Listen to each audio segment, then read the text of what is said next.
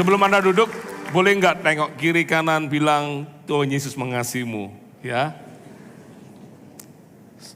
Seperti kita juga. Silakan duduk Bapak Ibu Saudara. Hari ini saya berkhotbah bergantian dengan Pastor Lani. Ya, seminggu ini seminggu yang cukup padat. Saya menyadari ternyata sudah nggak muda lagi, itu memang perlu ekstra tenaga, ya. Saya dari hari Minggu kemarin, dari hari Selasa saya terbang ke Sidoarjo, pelayanan malam, itu paginya meeting, siang meeting, sore meeting, malamnya khotbah, terus Rabu saya harus ke Batu. Saya Pastor Lani pelayanan khotbah di situ, hujan nggak berhenti-berhenti, sampai Kamis pagi saya yang khotbah gantian. Setelah itu kita terbang ke Bali, malamnya volunteer night di sini.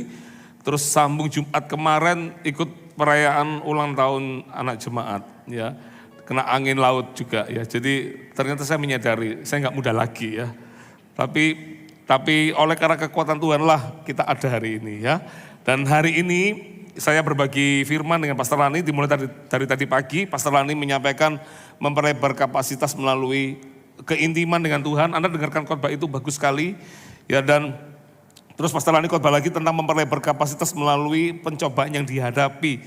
Ya, rupanya orang hidup itu pasti ada pencobaannya. Tidak ada orang hidup dalam pencobaan. Anda puasa, Anda langsung dapat pencobaan. Tiba-tiba ada orang makan di depan Anda, kan pencobaan, ya kan? Tapi kalau Anda tahu tujuan untuk apa Anda hidup, maka dalam pencobaan pun Anda tidak akan mudah untuk jatuh bangun. Tapi Anda akan terus menang, Anda akan terus bangkit di situ. Karena Anda tahu bahwa ada tujuan yang Anda harus capai di situ. Ya, dan tadi sore saya khotbah dari memperbesar kapasitas melalui apa yang Tuhan berikan. Dan malam ini terakhir saya akan khotbahkan dari memperbesar kapasitas melalui apa yang Tuhan janjikan. Pastor Lani kritis orangnya, tadi saya ditanyain siang-siang, apa bedanya diberikan sama dijanjikan, ya. Kalau diberikan sudah diberi, tapi ketika ngomong dijanjikan, sudah diberi tapi kita terus melihat itu sampai akhir, supaya kita bisa finishing well. Ya, katakan amin. Ada banyak orang nggak bisa finishing well karena orang itu nggak lihat janji Tuhan lagi. Ya, karena saya khotbahkan ini, semua orang percaya terima Yesus, amin. Semua orang percaya Yesus memberikan keselamatan bagi kita, amin. Tapi kadang dalam perjalanan hidup kita itu ada banyak tantangan kehidupan. Kadang-kadang kita itu bisa nggak selesai sampai akhir. Makanya selalu saya katakan kalau orang dalam pertandingan olahraga, jangan keburu senang. Saya mau olahraga 10 kilo gitu ya. Lari 10 kilo, foto-foto dulu segala macam, tapi ujungnya kita nggak sampai akhir. Baru 2 kilo kita sudah menyerah gitu ya. Saya tiap hari kalau pas ada waktu, saya akan saya treadmill di rumah. Ya, saya paling suka itu power trainer, itu tangan dan kaki bergerak semuanya. Niatnya 10 kilo, tapi seringkali begitu sampai ke 5 kilometer yang kelima itu sudah mulai berat. Nafasnya sudah mulai, karena 10 kilo itu harus melewati 2 jam perjalanan. Itu kadang-kadang kita biasanya gini, interupsi dulu, nanti 10 kilonya besok aja. Besoknya nggak melakukan. Nah, itulah orang kadang-kadang nggak bisa setia sampai akhir. Karena dia sudah blur dengan apa yang dia dengar dari janji Tuhan. Makanya kita harus jadi anak Tuhan yang finishingnya tuh sampai finishing well. Ya, kalau kita setia hari ini, sampai akhir pun kita harus didapati kita setia. Katakan amin. Ya, kasih tepuk tangan dulu bagi Tuhan kita. Oke, langsung aja kita buka ayat yang sama yang saya bagikan tadi sore. 2 Korintus pasal 8 ayat 9. Dikatakan sebab kamu telah mengenal kasih karunia Tuhan kita Yesus Kristus, bahwa Ia yang oleh karena kamu menjadi miskin, sekalipun Ia kaya, supaya kamu menjadi kaya oleh karena kemiskinannya. Tuhan itu rela berganti peran dengan hidup kita. Kalau saya kasih gambaran paling gampangnya, Dia yang kaya, Dia yang punya segalanya, rela ditukar hidupnya. Pernah nonton film gak yang ada seorang gadis yang dia bangun tidur tiba-tiba, loh kok aku jadi orang ini, berbeda.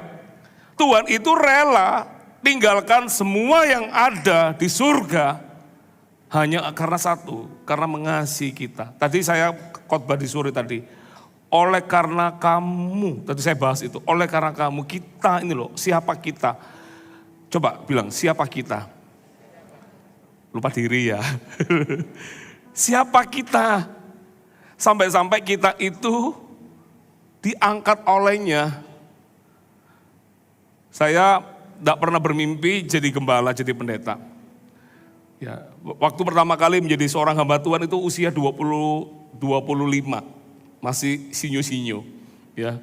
Dan nggak pernah punya gambaran itu. Saya dari seorang pekerja sekuler, sekolahnya akunting, tapi kerjanya ekspor import, nggak pernah nyambung sama sekali ya. Sampai terakhir akhirnya ngambil masternya pas MCM, Master Christian of Ministry.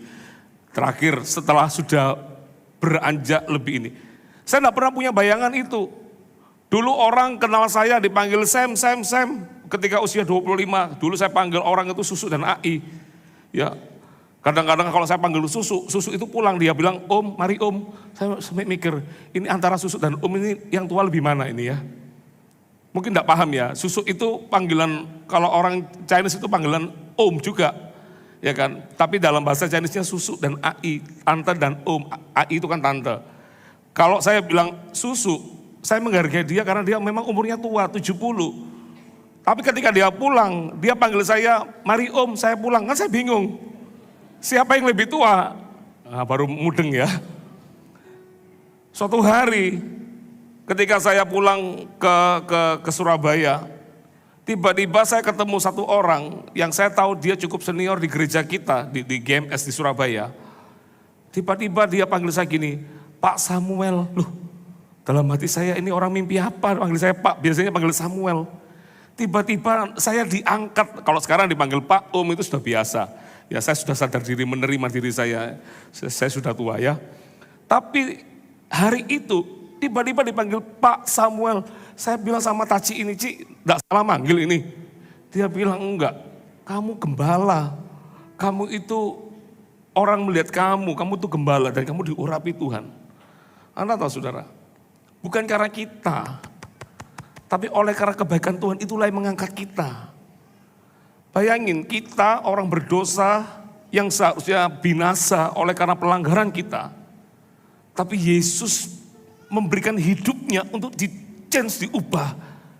Dari orang yang seharusnya tidak berpengharapan ini, karena kematian Tuhan mengangkat kita, sehingga kita punya pengharapan baru di dalam Tuhan. Dari orang yang seharusnya tidak punya masa depan, Tuhan ubah menjadi seseorang yang diubah sama Tuhan, menjadi punya masa depan. Saya kalau melayani kematian, saya selalu kalau orang tanya apa khotbah penghiburannya, khotbahnya tentang apa, saya tidak punya ayat yang lain dari khotbah penghiburan. Kalau Anda ikut saya, pasti khotbah saya sama. Saya akan bilang orang mati di dalam Tuhan itu disebut bersukacita. Bahkan Paulus berkata, kasih tahu kepada orang-orang yang mereka yang mati di dalam Tuhan, kasih tahu keluarganya, supaya mereka tidak berduka cita yang berlarut-larut. Karena orang yang mati di dalam Tuhan, mereka tidak mati selamanya. Mereka akan bangkit. Begitu mereka tutup mata, mereka buka mata di kehidupan selanjutnya, langsung lihat Tuhan Yesus yang menjemputnya. Bukankah Tuhan Yesus berkata di Yohanes 14, janganlah gelisah hatimu, percayalah kepada Allah, percayalah juga kepadaku. Di rumah Bapakku banyak tempat tinggal. Yesus pergi ke surga, dia datang ke dunia, tebus dosa kita melalui kematiannya. Dia pulang ke surga, enggak baik, dia tanggung jawab, diberikan Roh Kudusnya untuk menolong kita. Setelah itu apa? Dia ke surga untuk menyiapkan rumah bagi kita. Makanya saya kadang-kadang bercanda, kasih tahu yang rumahnya masih kontrak sana kontrak sini, bilang di surga kita punya rumah permanen. Ya. Dan Anda tahu dalam bahasa Inggrisnya dikatakan there is many mansion. Tidak ada RSSS, atau RSSS, rumah sangat sederhana sampai selonjor pun susah. S-nya terlalu banyak soalnya. Tuhan itu kasih kita there is many mansion. Mansion itu seperti rumah di England. Gede-gede semua kayak istana. Tuhan itu kasih kita rumah di situ. Mana ada Tuhan seperti Tuhan kita, saudara. Makanya bagi anak Tuhan ketika tutup mata, bukan ketakutan yang didapat. Begitu tutup mata kita tahu, kita langsung lihat sukacita. Karena Tuhan menjemput kita. Katakan amin. Tuhan menjemput kita, itu luar biasa. Itu janji Tuhan. Jangan takut, jangan gelisah hatimu. Percayalah kepadaku, kata Tuhan. Aku pergi ke Bapa itu hanya untuk satu, untuk menyediakan rumah bagimu. Ini luar biasa janji ini. Makanya dalam ayat ini dikatakan, aku yang kaya rela jadi miskin. Supaya kamu yang miskin, siapa yang miskin? Kita ini loh. Kita ini miskin, tanpa Tuhan kita ini nothing. Tanpa Tuhan tidak ada sesuatu pun yang kita bisa banggakan di hidup ini. Selain kehancuran, selain mungkin masalah kita yang kita gembor-gemborkan. Tanpa Tuhan kita tidak akan punya pengharapan. Tapi Dia yang kaya rela jadi miskin. Supaya kita yang miskin diangkat olehnya. Betapa mulia Tuhan yang kita punya. Betapa mulia hadirat-Mu Tuhan. Ini suara saya bisa dibantu enggak? Ku terkagum menyembah-Mu. Terus apa tadi kata-kata? Ku rasakan kemuliaan-Mu memenuhi tempat kudus-Mu. Betapa mulia hadirat-Mu Tuhan, ku terkagum Kenapa kita kagum?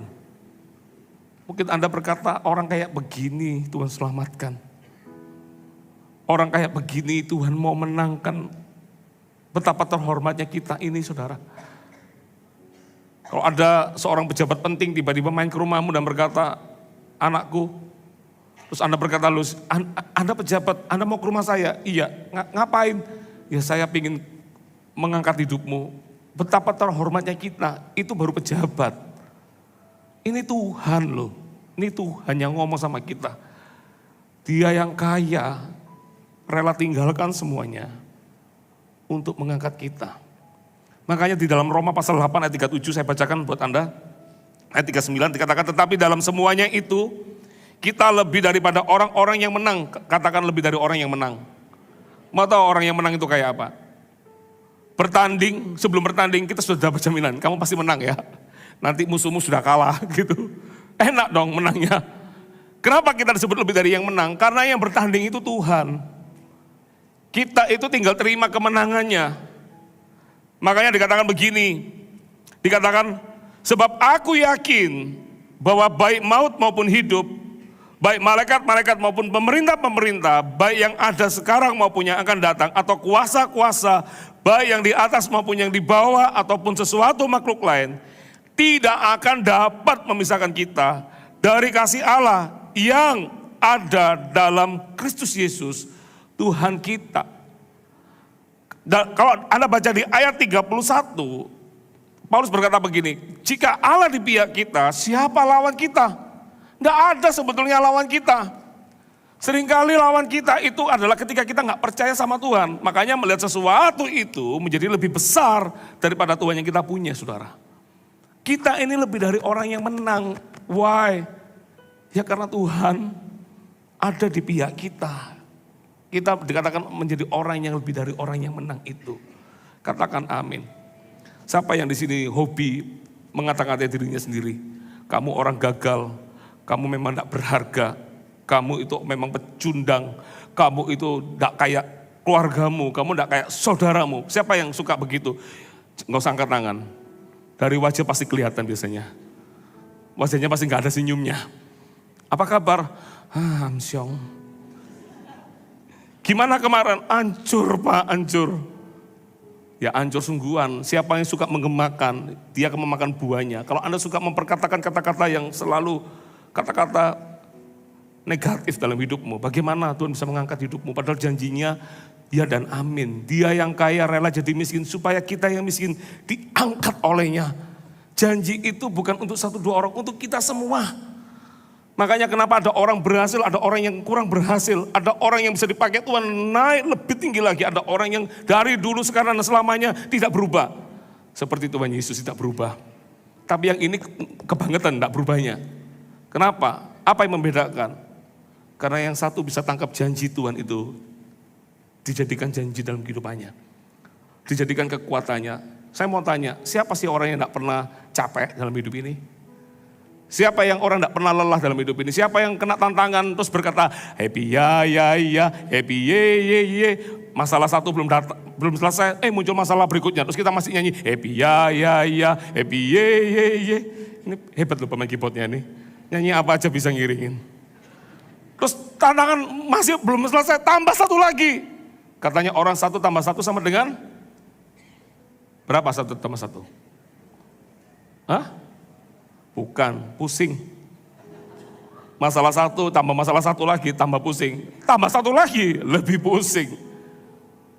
Tambah 1 lagi, akan berkata, aku tidak mampu Tuhan. Tapi kalau ada orang kena masalah bertubi-tubi, dia tetap dia bisa kuat, berarti dia melihat sebuah janji yang lebih besar dari itu. Amin. Bilang kiri kanan, jadi anak Tuhan jangan gampang patah. Harus kuat, harus semangat. Perhatikan ya. Setiap orang percaya dipanggil bukan hanya terima keselamatan, tetapi hidup untuk terus bertumbuh. Anda percaya Tuhan bisa menyelamatkanmu, bagus, itu puji Tuhan, haleluya. Tapi kehidupanmu tidak cuma untuk terima itu, tapi Anda tidak do something bagi Tuhan. Anda harus bangkit, Anda harus bertumbuh. Kehidupan orang Kristen itu bicara tentang proses bertumbuh. Dari biji yang ditanam, mati bagi diri sendiri, ketika ditanam nggak lihat apa-apa, sampai pada akhirnya dia muncul bertunas. Dan dia mulai bertumbuh, apakah berhenti di pertumbuhan itu? Enggak, dia harus menghasilkan buah. Dalam hidup kita harus bertumbuh. Apa pertumbuhannya? Bertambah kapasitas, dalam karakter, dalam kedewasaan, dalam pengaruh buat sekitar kita. Jangan jadi anak Tuhan yang sudah tahu janji Tuhan itu diberikan, bahwa dia yang kaya rela jadi miskin supaya kita diangkat. Tapi hidup kita sama aja, gak ada bedanya dengan orang dunia. Orang dunia berkata pesimis, Anda juga gak kalah pesimisnya. Orang dunia berkata masalah, Anda berkata kamu gak tahu masalahku lebih gede daripada masalahmu. Kok seneng-senengan gede-gedean masalah? Tadi saya ceritain, ada orang cerita, saya baru operasi jari, yang diceritain gak terima. Dia berkata, saya baru operasi tangan saya. Oh lebih gede tangannya berarti. Oh saya baru operasi kaki, oh saya operasi semuanya.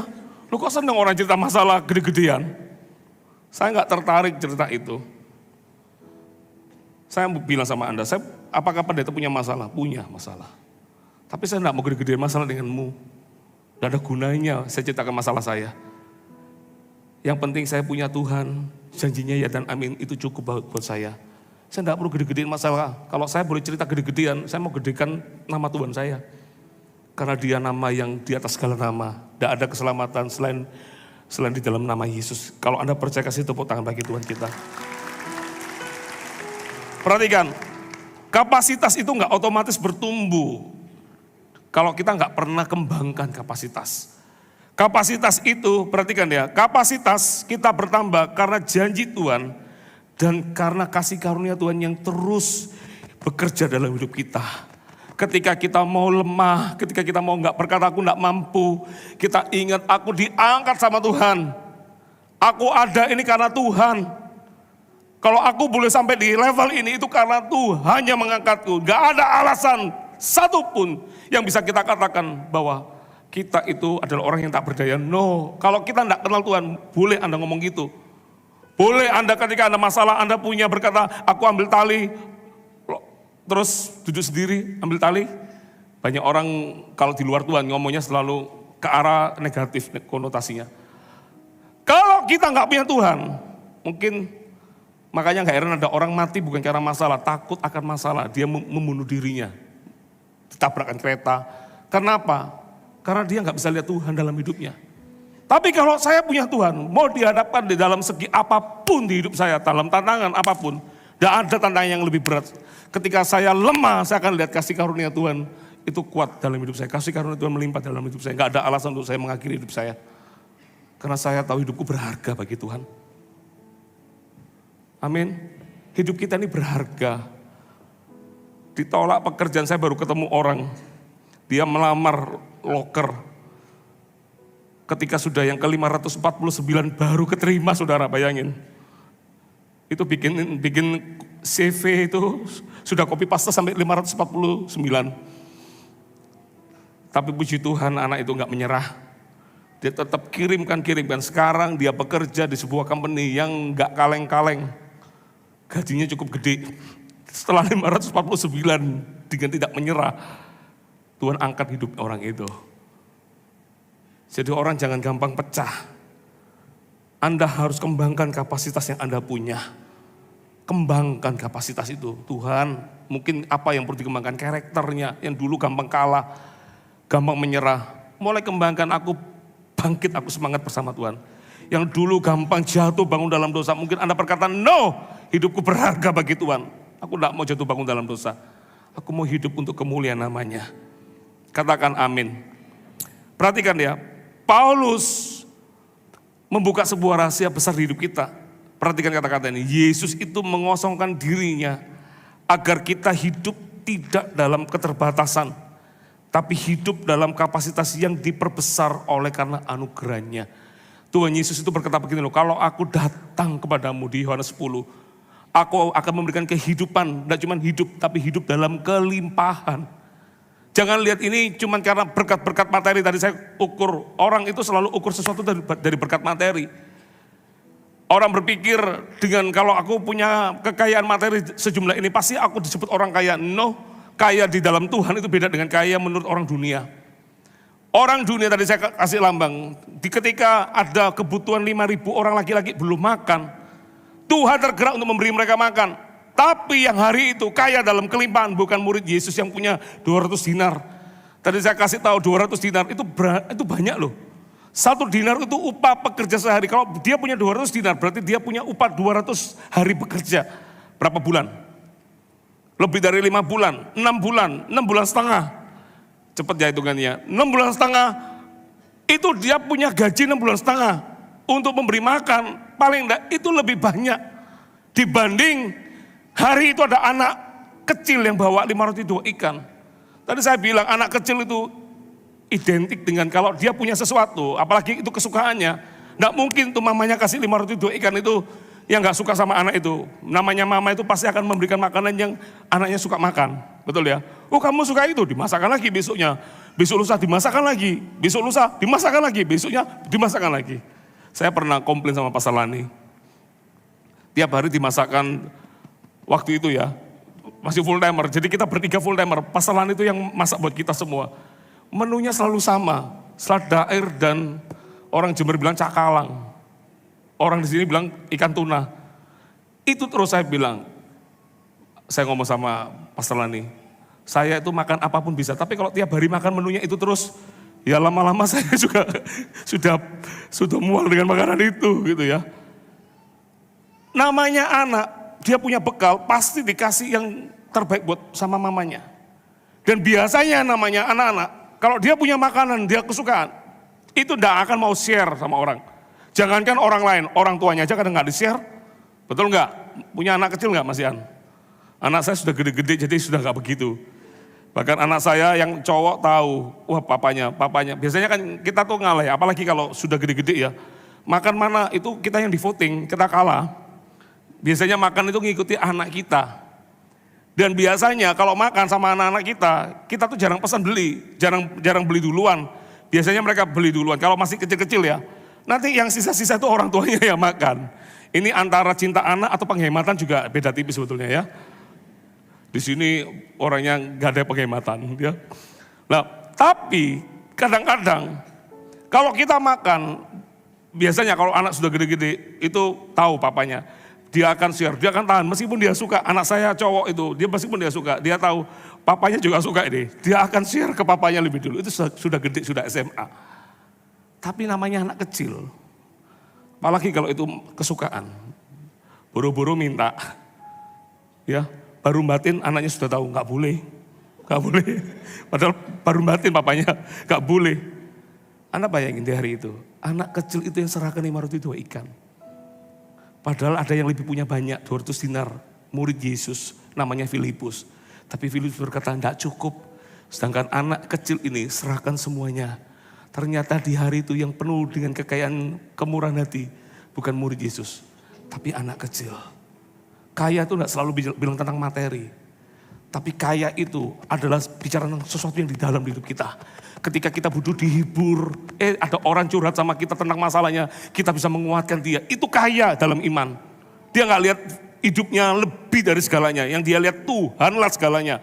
Masalahku memang belum ditolong, tapi aku percaya aku menguatkan orang lain dulu. Nanti ada masanya, masalahku juga pasti ditolong sama Tuhan. Itu orang kaya. Ketika dia butuh dihibur, dia bisa menghibur orang lain, itu orang kaya. Jangan bilang orang kaya karena materi, no. Orang kaya, kalau Anda cuma ukurannya dari sesuatu yang di dunia, semua di dunia juga bisa melakukan, tapi kaya di mata Tuhan itu beda. Kita yang butuh, tapi kita masih bisa memberikan kepada orang lain, itu orang kaya. Betapa mulia hadirat-Mu Tuhan, ku terkagum menyembah-Mu. Saat ingat Yesus kita kagum. Karena kita ini, kalau kita bisa melakukan yang terbaik, itu semua karena teladan yang Tuhan sudah berikan buat hidup kita, saudara. Katakan amin. Anda dapat sesuatu enggak? Saya ini masih permulaan loh. Yang pertama, apa yang kita bisa pelajari? Memperlebar kapasitas ini.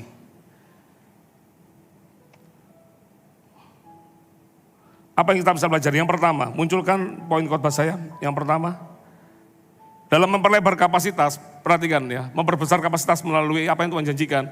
Perhatikan, kapasitas kita bertambah itu karena Kristus rela mengosongkan dirinya. Ya, Yesus memilih menjadi miskin agar kita semua anak-anaknya mengalami kelimpahan rohani dan kapasitas yang lebih besar. Tuhan rela mengosongkan dirinya. Makanya tadi sore saya katakan, kalau ada orang sia-siakan hidupnya, betapa malangnya, bukan betapa malangnya. Kalau ada orang sia-siakan hidupnya, itu artinya adalah orang yang tidak pernah menghargai pengorbanan yang Tuhan sudah beri. Saya kalau ngomong sama anak-anak saya, nah, Papa rela beli sesuatu itu kadang-kadang tak tahan. Saya tuh punya satu ilmu dalam hidup saya, buah roh ke-9, penguasaan diri. Saya kalau kepingin sesuatu enggak harus saya beli. Ya, cowok itu sukanya apa sih? Saya mau tanya sama Anda, apa sih sukanya cowok? Apa? Mobil, ya betul ya. Motor, ya kan? Saya tuh enggak suka motor, saya sukanya unta. Enggak. Saya juga manusia biasa. Saya senang lihat motor. Dulu salah satu majalah yang saya baca itu ada majalah otomotif itu saya suka baca itu. Saya senang lihat-lihat itu. Kadang-kadang soalnya jemaat itu ya konyol kadang-kadang. Mau beli mobil antara Pajero atau Fortuner, tanya pendetanya. Emang pendetanya punya? Dia tanya, menurut pastor ini bagusan mana? Fortuner atau, lu kok ngomong merek saya ya? Sama si situnya. Saya gak pernah punya itu, tapi karena saya baca majalahnya, saya bisa tak ceritain. Kalau kamu beli ini kayak begini. Saya, berarti kalau saya baca itu, berarti kan saya ada minat di situ. Tapi, saya mau kasih tahu sebuah kebenaran. Saya kadang-kadang kalau pergi, kalau ada pameran mobil Gias gitu ya, saya datang ke situ. Saya enggak harus beli di situ. Kadang-kadang saya cukup melihat-lihat, sudah enggak beli. Kadang-kadang apa yang saya pingin itu enggak tak beli. Tak pendem dulu, tak simpan dulu. Saya ngomong sama anak-anak saya, tahu enggak, ada banyak kala papa mama tahan diri untuk enggak beli sesuatu. Hanya untuk lebih baik lihat anak-anaknya. Kalau ngomong sekolah buat anak-anak, papa mama akan lakukan yang terbaik. Kalau buat kalian, kita akan perjuangkan yang terbaik. Saya bilang, kalian gak dibekali dengan memulai kehidupanmu dengan nol. Sudah setengah babak perjalanan. Saya bilang, tolong jangan dibuat minus ya. Yang sudah setengah perjalanan, kamu bisa tingkatkan lebih lagi untuk kehidupanmu lebih baik lagi. Orang tua kalau sudah berikan yang terbaik terus dibalas dengan anaknya memberikan yang terbaik, itu seneng orang tua. Tuhan, ini manusia yang terbatas, belum sampai nyawa yang diberikan. Cuman kehidupan yang diberikan ke anaknya. Cuman dengan apa yang dia punya dia berikan kepada anaknya. Ini terbatas papa di dunia. Tuhan kita itu memberikan nyawa untuk kita. Tuhan kita tuh sudah megah di sana. Rela mengosongkan dirinya hanya untuk satu. Untuk angkat hidupmu dan hidupku, saudara. Kalau kita sia-siakan hidup kita, betapa, saya gak bisa menemukan kata-kata yang tepat. Betapa kebangetannya kita mungkin bahasanya. Betapa luar biasanya kita. Tidak pernah menghargai kebaikan Tuhan itu. Karena saya pernah ketemu orang, kamu diselamatkan sama Tuhan. Kenapa? Aku loh gak butuh diselamatkan. Loh, ada loh orang begitu. Aku loh gak pernah minta. Loh. Saya berdoa di sini gak ada yang ngomong begitu ya. Biarkan itu orang-orang di ujung bumi aja yang gak ada penduduknya. Itu siapa yang ngomong? Tapi ada orang-orang begitu loh. Aku loh gak butuh keselamatan. Come on lah, kamu tidak tahu apa yang kamu omongkan. Tapi kalau Anda hari ini duduk di ibadah malam ini, Anda dapat pesan ini, Tuhan mau kita bangkit saudara. Amin. Tuhan mau Anda dan saya bangkit dari yang namanya keterpurukan, bangkit dari yang namanya masa lalu, bangkit. Anda harus berkata bahwa Tuhan, di dalam Engkau aku pasti hidup dalam kemenangan. Kasih tepuk tangan bagi Tuhan kita. Untuk apa Yesus yang kaya rela jadi miskin? Perhatikan kata-kata ini. Supaya kita tidak hidup dalam keterikatan dosa, rasa tidak layak, atau masa lalu. Orang selalu cerita tentang masa lalunya. Saudara dengar kata-kata ini, karya Kristus itu membuat siapa kita diperbesar kapasitasnya. Oleh karena kematian Kristus itulah memberikan kita menjadi orang yang bisa percaya, bukan percaya diri, percaya karena Tuhan sudah membawa kita dalam terang yang ajaib itu. Itu Yesus rela mengosongkan dirinya supaya kita diangkat olehnya. Perhatikan ya, ini kebenarannya. Kapasitas kita tidak dimulai dari apa yang kita punya, tetapi dari apa yang Yesus sudah lepaskan bagi kita. Dia berikan nyawa bagi kita. Dia kosongkan dirinya, keilahiannya dikosongkan. Tadi saya bilang pencobaan Yesus itu enggak cuma ketika dia habis puasa 40 hari tidak makan dan tidak minum. Terus iblis datang mencobai dia dengan tiga tes yang diberikan iblis. Itu enggak berhenti di situ. Yesus itu mengalami masa pencobaan itu banyak. Kelihatannya dicobai setan itu ya di kisah itu. Tapi ketika dia dicobai bukan lagi dengan setan, dengan murid-muridnya sendiri, orang-orang yang paling diandalkan. 3 orang diajak dalam pergumulan supaya mereka bisa menguatkan, paling tidak berjaga-jaga 1 jam saja bersama Tuhan. Tapi ketika Yesus bergumul, murid-murid itu tidur. Bahkan mungkin nggak disebut dalam Alkitab, tapi mungkin mereka bisa mendengkur, gitu ya, mendengkur. Terus Tuhan bangunin mereka, masa kamu nggak bisa berjaga-jaga 1 jam? Ya Tuhan, aku mau jaga Tuhan. Tapi tidur lagi mereka. Sedangkan gurunya, Tuhannya, bergumul, peluhnya sampai keluar seperti darah. Coba, Yesus mati untuk orang-orang begini. Dia berkorban untuk semua diberikan. Muridnya nggak bisa berjaga-jaga. Untung Tuhan itu nggak berhenti. Dia tetap bertahan. Apalagi ketika dia di kayu salib. Semua orang mengejek dia. Dia berkata, katanya raja orang Yahudi, katanya bisa menyelamatkan kami. Selamatkan diri aja nggak bisa. Coba, seandainya Yesus turun dari kayu salib, maka keselamatan itu nggak ada di kita, saudara. Dia bertahan sampai akhir. Tidak cuma bertahan loh. Tahu ingat kata-katanya apa? Bapa, ampunilah mereka. Karena mereka tidak tahu apa yang mereka perbuat. Emangnya orang yang menghajar Tuhan itu mereka nggak tahu apa yang mereka perbuat? Tiba-tiba, loh kok begini sendiri ya? Loh kok begini sendiri? Nggak mungkin kan? Ngerti maksud saya? Ada yang tiba-tiba menari gini. Ada orang ketemu Pastor Philip. Dia bilang, Kok begini kok? Sama Pastor Philip langsung dipegang tangannya, langsung ditabrakkan ke tangannya. Begitu tabrakan tangan mujizat terjadi. Dari gini langsung gini saudara. Soalnya kalau dia gini kena ininya Pastor Philip, kesakitan dia. Loh kok begini kok? Langsung ditabrakkan gini, langsung jadi normal. Nggak ngerti ya sudah lupakan deh. Capek deh. Sampai mana gara-gara cerita ini saya jadi lupa. Sampai mana? Gara-gara gini jadi lupa. Sebelum cerita ini apa?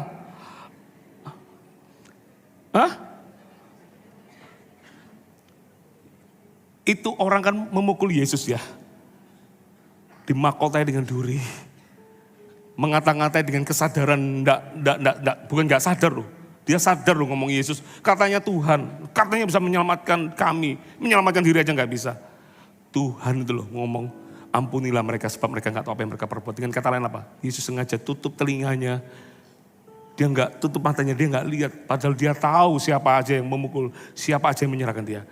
Dia sengaja tutup hanya untuk satu. Supaya dia melalui kematiannya, dia bisa mengangkat orang-orang yang dikasihnya. Bukan cuma orang yang dikasih, semua orang. Dia cuman keputusan kita lah untuk kita menjadi orang yang terima keselamatan atau tidak itu karena kita. Tapi kalau Yesus, dia sudah berikan yang terbaik buat kita semua. Katakan amin.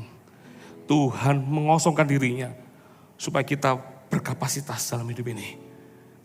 Jadi jangan pernah hakimi dirimu untuk berkata Anda tidak layak, Anda tidak mampu. Jangan berkata lagi, aku memang hidup dalam kekalahan. No, kekalahan itu keputusanmu. Karena Yesus tidak pernah punya rancangan untuk Anda kalah. Kalah itu kalau Anda nggak lihat Yesus itu lebih besar dari segalanya. Amin. Bilang sama dirimu, Yesus mengosongkan dirinya untuk aku. Jadi jangan buat hidupmu sembarangan. Yang kedua, dengan cepat. Dapat sesuatu enggak? Perhatikan, yang kedua, janji Tuhan memberikan pengharapan baru agar kita hidup berkapasitas sesuai dengan rencananya. Yang Tuhan selalu lihat dalam hidup kita itu adalah potensi ke depan. Tuhan mati di kayu salib untuk 2000 tahun lebih ke depan untuk Samuel. Saya tidak pernah punya bayangan, nama saya sudah Samuel sejak kecil. Ya, karena papa saya bergumul untuk punya saya 9 tahun baru punya saya. Bergumul untuk punya anak namanya Samuel. Dulu kalau seandainya nggak 9 tahun, mungkin nama saya bukan Samuel, nama belakangnya yang jadi nama depan. Dan istri saya bilang, kalau nama depanmu itu, aku nggak mau menikah sama kamu kok. Itu bercandanya kadang-kadang. Tahu nggak, saya itu nggak pernah punya bayangan. Saya 9 tahun ditunggu. Nama saya Samuel, nggak menjamin saya itu cinta Tuhan. Saya baru ketangkap Tuhan itu ketika umur belasan. Bersyukur ketika saya diajak sebuah retret, di situ saya mengalami perjumpaan dengan Tuhan. Di situ saya berubah. Saya tidak pernah punya bayangan jadi pendeta, jadi gembala. Saya tidak pernah punya bayangan untuk saya suatu hari nanti bisa memimpin umatnya Tuhan. Saya tidak pernah punya bayangan itu. Tapi Tuhan itu selalu melihat potensi ke depan kita. Kalau Tuhan bertemu seseorang, ketemu dengan Simon, lagi menjala ikan, Tuhan langsung berkata, kamu adalah Kefas. Aku melihat kamu adalah Kefas, kamu adalah batu karang kecil, nanti di atas batu karang yang teguh, Tuhan Yesus. Kamu adalah Petros, aku adalah Petra. Kalau kamu di bawahku, percaya kepadaku, kamu akan kujadikan sokok guru dalam kegerakan. Tuhan selalu lihat potensi yang ada di hidup kita. Itu cara Tuhan memandang kita. Dia nggak pernah tertarik dengan masa lalumu, dia nggak pernah tertarik dengan kehidupanmu di masa lampau. Yang Tuhan lihat adalah kamu bisa menang ketika kamu percaya kepadaku. Amin. Saya ngomong begini semangat, cuman aminnya. Ini khotbah begini turun 2 kilo kayaknya. Makan lagi jadi naik 3 kilo. Bayangin ya, Tuhan ketika lihat Gideon orang penakut itu, Tuhan berkata kamu adalah pahlawan yang gagah berani. Tuhan itu selalu lihat ke depan di hidup kita saudara. Itulah Tuhan kita, Tuhan itu luar biasa. Untung kita punya Tuhan. Dia memberikan pengharapan yang pasti di hidup kita. Supaya apa sih? Supaya kita hidup, kapasitas kita di-upgrade sesuai dengan rencananya. Saya kalau di flashback lagi ke belakang, saya nggak bisa ngomong. Saya takut. Saya lebih gampang berdoa di gereja karena saya kenal orang-orangnya, dibanding saya disuruh doa di sebuah restoran yang nggak kenal orang. Dulu saya pernah punya kejadian yang membuat saya itu jadi trauma. Teman saya menikah, saya diundang di Surabaya. Pas lagi diundang, tapi cerita ngapain diceritakan ke sini ya, malu-maluin. Singkat cerita, saya panggil pendeta Samuel untuk mendoakan teman saya yang menikah ini. Saya tuh sudah tahu, karena itu awal-awal saya jadi pendeta saudara, bayangin, masih baru awal-awal jadi pendeta. Saya kan gak suka ketemu orang sebetulnya. Ya makanya kok jadi pendeta, kan lucu kan. Tapi di waktu itu dipanggil pendeta Samuel. Teman saya yang satu meja sama saya, sorai saya, Samuel, malu-maluin kan. Saya jadi akhirnya, otomatis saya akhirnya berdiri, melangkah ke situ. Ternyata ada pendeta Samuel yang lebih senior dari saya saudara. Kemarin dalam acara resepsi 17 tahun, saya panggil Opa Samuel, saya enggak kegeeran. Saya sudah pernah punya pengalaman di masa lalu. Saya bukan opa, saya masih om. Ya. Makanya begitu dipanggil opa saya nggak maju, saya tahu, saya om. Tapi di waktu itu, saya maju begitu sudah, karena saya kan masih muda, usia 20 something waktu itu. Jalannya cepet. Sedangkan yang pendeta Samuel yang asli, jalannya pelan. Dia duduknya di depan, tapi karena saya jalan cepet, saya lebih di depan saudara. Tiba-tiba sampai di depan teman saya berkata, bukan kamu, saya bukan kamu. Itu kalau kepala bisa tak taruh, tak simpen di kotak, berangkas, kasih password lebih banyak gitu. Coba bayangin. Saya tuh dari orang minder, takut ketemu orang. Saya bukan over PD, saya panggil pendeta Samuel, ada orang itu over PD.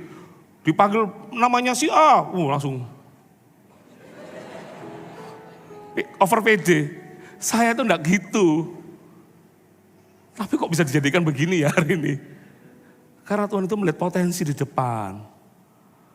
Kadang kalau Anda enggak pernah terbuka di situ ya, kayak enggak terbuka itu jadi akhirnya kemampuan kita tuh jadi hilang.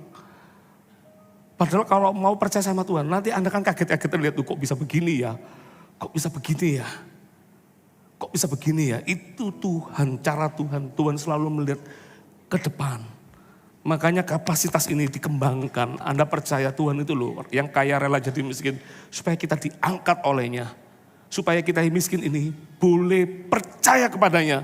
Dan Tuhan akan bawa kita sesuai seperti rencananya, saudara. Siapa yang percaya Tuhan punya rencana yang terindah buat kita semua. Rencana yang terbaik, kasih tepuk tangan bagi Tuhan kita. Yang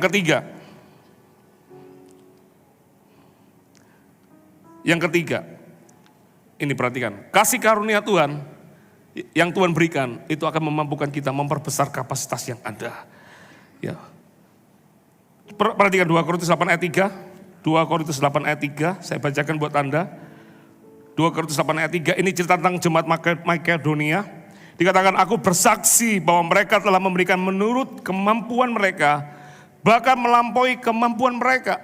Tadi sore saya ceritakan tentang jemaat Makedonia. Ini surat ditulis untuk jemaat Korintus. Jemaat Korintus adalah jemaat yang lebih besar daripada jemaat Makedonia. Makedonia, mereka itu terkenal dengan orang yang punya berbagai macam penderitaan. Mereka sendiri masih kurang hidup mereka. Tapi ketika ada orang-orang kudus di Yerusalem di waktu itu butuh sesuatu, mereka tergerak oleh belas kasih mereka. Bahkan dikatakan mereka tidak cuma memberi bukan semampunya mereka memberi di luar kemampuan mereka. Sometimes ada orang-orang hidup itu memberikan lebih daripada kemampuan yang ada. Dan kalau Anda tanya apa rahasia mereka bisa melakukan itu, ketidakmampuan mereka, itu pasti ada tangan Tuhan yang lebih besar menopang hidup mereka. Kadang-kadang kita bisa berkata, kok bisa ya aku melepaskan pengampunan di mana aku disakiti? Kok bisa ya aku bisa bersuka cita di mana aku mengalami penderitaan? Itu bukan kita, itu Tuhan. Masih ingat tentang Stefanus yang dilempari batu di Kisah Para Rasul, dia martir. Ketika dilempar batu, gak ada mimik muka Stefanus itu takut. Yang ada dia memandang ke atas, dia tersenyum melihat Tuhan. Dia bisa tersenyum. Orang-orang yang melihat senyumnya Stefanus gak tahan. Ini yang mau dihukum mati, dia yang senyum. Sedangkan orang-orang yang mau menghukum mati Stefanus, mereka yang gak tahan lihat Stefanus. Kok bisa Stefanus di hadapan galang kematian, kok bisa tetap senyum? Nyanyi lagu Pastor Yudi, tetap tersenyum gitu ya. Enggak ada itu. Dia tetap tersenyum, kenapa? Karena ada kasih karunia Tuhan yang memampukan di situ. Makanya Paulus pernah tulis di dalam 2 Korintus 12 ayat 10 dikatakan, karena itu aku senang dan rela di dalam kelemahan, di dalam siksaan, di dalam kesukaran. Kok ada ya orang kok suka begini? Harusnya kan kata-katanya aku rela, aku dan senang di dalam apa? Di dalam sukacita, pesta pora kan gitu. Ini enggak.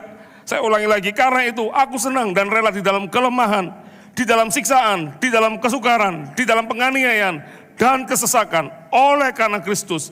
Sebab baca rame-rame, jika aku lemah, maka aku kuat. Tuhan memampukan kita, apa yang kita mungkin terbatas bisa mengerjakannya. Tapi kalau kita bisa melampaui itu semua, itu karena ada kasih Tuhan yang memampukan kita. Ya, kita tidak bisa pakai kekuatan kita terbatas. Tahu artinya memperbesar kapasitas itu apa? Memperbesar kapasitas itu berarti membuat kita melewati batas yang ada. Aku tidak mampu, tapi aku mau melangkah bersamamu.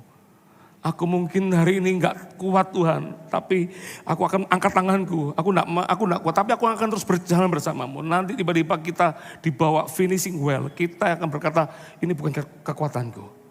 Ini kasih karunia Tuhan yang memampukanku. Yang percaya Tuhan itu baik. Dia bisa mengangkat kita, dalam kelemahan kita dia bisa mengangkat kita. Dalam keterbatasan kita dia bisa menganugerahkan kasih karunia. Kalau Anda percaya Tuhan itu baik, kasih tepuk tangan bagi Tuhan kita. Perhatikan ya, kasih karunia dan anugerah yang Tuhan telah beri bukan untuk membuat hidup kita menjadi lebih mudah sebetulnya. Tetapi membuat kapasitas hidup kita bisa menang dalam setiap tantangan yang ada. Tuhan tidak janjikan kita jalan tol. Jalan tol itu selalu kebut-but gitu ya. Saya tiap hari jalan tol. Mungkin kalau petugas tol ada itu bosan lihat saya. Mungkin tiap hari saya di situ bisa PP pulang pergi terus di situ. Jalan tol yang terindah di dunia. Nggak pernah tahu? Makanya punya rumah di sana di Nusa Dua ya. Anda akan lewati jalan tol. Tapi kalau ingat bayarnya ya pikir-pikir lagi ya. Tiap hari tap. Tapi sometimes kadang-kadang saya enggak driver sendiri, saya disetirkan orang lain. Kalau saya disetirkan orang lain, terus kena macet, gak usah menggerutu. Tiba-tiba lihat kiri kanan, kadang-kadang dengan macet, loh ada rumah makan baru di sini. Dalam tantangan itu bisa melihat hal yang indah juga kadang-kadang. Itulah kadang-kadang dalam kehidupan kita ya, mungkin Tuhan tidak janjikan kita jalan tol, jalannya lurus. Ada geronjalannya, ada tantangannya, tiba-tiba jalan tol itu enggak jadi 2 jalan, tiba-tiba setengahnya ditutup, perbaikan jalan. Kita harus melambat sedikit di situ. It's okay, gak apa-apa. Yang penting adalah Tuhan kasih kemampuan kita, meskipun dalam tantangan kehidupan, kita tetap bisa melihat keindahan di situ. Amin. Kita dikasih kemampuan di situ, katakan amin. Ingat ya, kapasitas itu akan diperbesar ketika kasih karunia Tuhan itu melimpah dalam hidup kita. Dalam kelemahan, dalam kekurangan, jangan memukul diri. Ngomong, dalam kelemahanku, ada kasih Tuhan yang memampukanku. Ada kasih Tuhan yang memberikan kemenangan. Kasih tepuk tangan bagi Tuhan kita. Yang terakhir, yang keempat, apa yang kita bisa pelajari? Perhatikan, kapasitas diperlebar karena adanya respon ketaatan yang kita kerjakan. Kapasitas kita tidak mungkin diperbesar kalau Anda nggak do something. Anda cuma duduk diam. Lepaskan pengampunan, enggak mau. Lepaskan kasih, enggak mau. Kapasitasmu enggak akan diperlebar situ, enggak akan di-stretch, enggak akan bisa. Sometimes kapasitas menjadi diperlebar itu ketika kita berani melangkah. Anda tahu dalam konteks 2 Korintus ini, yang dipuji bukan jemaat Korintus, tapi jemaat Makedonia. Saya baca ya, jemaat Makedonia ayat terakhir saya. Perhatikan. Saudara-saudara, pasal 8 ayat pertama. Kami hendak memberitahukan kepada kamu tentang kasih karunia yang dianugerahkan kepada jemaat-jemaat di Makedonia. Selagi dicobai dengan berat dalam berbagai penderitaan, sukacita mereka meluap dan meskipun mereka sangat miskin, namun mereka kaya dalam kemurahan. Aku bersaksi bahwa mereka telah memberikan menurut kemampuan mereka, bahkan melampaui kemampuan mereka. Dengan kerelaan sendiri mereka meminta, bahkan mereka minta dan mendesak kepada kami supaya mereka juga beroleh kasih karunia untuk mengambil bagian dalam pelayanan kepada orang-orang kudus. Mungkin Paulus ketika tahu jemaat Makedonia, aku mau berbagi kasih. Paulus mungkin berkata, no, jangan, sudah, gak usah, buat kamu sendiri. Tapi jemaat Makedonia berkata, enggak, memaksa, aku mau beri, aku mau berbagi kasih. Anda tahu saudara, sebetulnya jemaat Makedonia ini, dia bisa memberi itu, diinspirasi oleh jemaat Korintus, jemaat Akaya. Kalau Anda baca di pasal 9, 2 Korintus pasal 9, ayat kedua saya baca ya. Ayat yang paling terakhir. Ini paling terakhir ya. Aku telah tahu kerelaan hatimu tentang mana aku megahkan kamu kepada orang-orang Makedonia. Kataku, Akaya sudah siap sedia sejak tahun yang lampau. Dan kegiatanmu telah menjadi perangsang bagi banyak orang. Akaya ini berinisiasi duluan, lebih inisiatif. Dia ingin nabur duluan. Tapi ternyata inisiatifnya hanya sekedar inisiatif, tapi tidak berbuat sesuatu. Masih ditahan-tahan. Punya kemauannya, tapi tidak punya tindakannya. Itu orang Akaya. Makanya di ayat 3 dikatakan, aku mengutus saudara-saudara itu, agar kemegahan kami dalam hal ini atas kamu jangan ternyata menjadi sia-sia. Tetapi supaya kamu benar-benar siap sedia seperti yang telah kukatakan. Ayat 4 perhatikan, supaya apabila orang-orang Makedonia datang bersama-sama dengan aku, jangan mereka mendapati kamu belum siap sedia. Ini orang Akaya punya kemampuan, dia punya inisiatif, tapi tidak pernah bergerak maju. Sedangkan inisiatifnya dia menginspirasi orang-orang Makedonia yang terbatas, yang tidak punya apa-apa. Tapi ketika dia lihat Yesus itu telah mati baginya, dia tidak perlu ngomong bahwa aku ini terbatas, aku sudah kaya karena aku punya Tuhan. Dalam kekuranganku pun aku akan berbagi kasih. Coba bayangin, dia yang diinisiatif, dia akhirnya yang melakukannya. Makanya kapasitas jemaat Makedonia diperlebar sama Tuhan. Sedangkan yang Akaya dari orang yang menginspirasi, kebalik menjadi orang yang diinspirasi di sini oleh orang Makedonia. Kenapa? Karena dia bergerak maju. Mau kapasitasmu di-upgrade?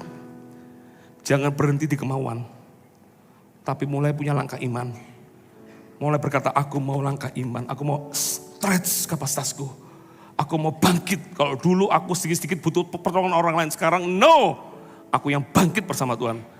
Dalam kelemahan, kuasa Tuhan melimpah. Tapi aku mau melangkah maju, aku mau melangkah maju. Nanti Anda akan lihat, tiba-tiba Anda ketika nanti dibawa ke tiba-tiba dalam lompatan yang lebih tinggi lagi. Anda tahu, itu semua karena ketaatanmu untuk Anda melangkah dengan iman. Tidak memukul diri berkata, aku orang kalah, aku orang gagal, aku orang yang tidak layak, aku adalah orang yang tidak seperti orang lain. No, Anda akan berkata, bersama Tuhan, aku akan lakukan perkara-perkara yang besar dan hebat itu. Amin. Tuhan tidak cari orang hebat. Makedonia contoh dalam kekurangan, dalam keterbatasan. Dia bisa dipakai oleh Tuhan. Dia punya kapasitas di enlarge. Ternyata orang kaya di dalam Tuhan itu bukan karena dia punya sesuatu yang di dunia. Dia punya Tuhan, dia percaya kepada Tuhan, dia terima apa yang diberikan oleh Tuhan, itu sudah lebih dari cukup. Dia tidak butuh peneguhan dari orang, dia tidak butuh dukungan-dukungan yang ada di dunia ini. Yang dia tahu, aku punya Tuhan, lebih dari cukup. Siapa yang mau hidup kapasitasnya di-upgrade lebih lagi seperti yang Tuhan mau? Yang mau kasih tepuk tangan bagi Tuhan kita? Mari bagi berdiri.